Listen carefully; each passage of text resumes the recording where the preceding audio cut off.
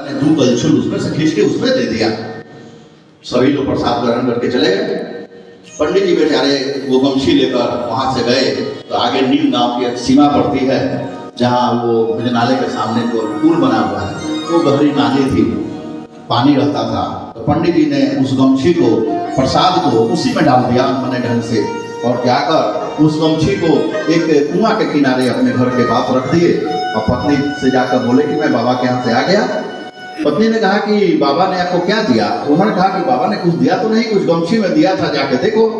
जब पत्नी जब गई गमछी के पास तो देखी गमछी में कि पूरा सोने का उस पर पोपरी लगा हुआ है और 1-2 दाना चावल का जो सोने का था वहां गिरा हुआ है।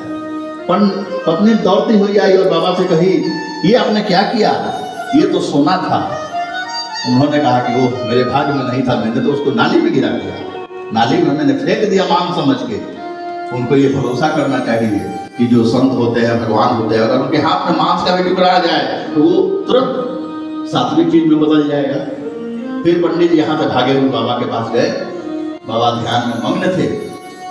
बाबा से उन्होंने कहा कि तुमसे बहुत गलती हो गई। बाबा ने कहा तू जल्दी भाग यहाँ से, तू जल्दी भाग यहाँ से, हिंदू मुसलमान की खाई तुम्हारे दिल में बैठी हुई है, तू जाके भाग यहाँ से। तो बाबा की ऐसी ऐसी बहुत सी छोटी छोटी कहानियां आपको वहां सुनने में मिलेगी।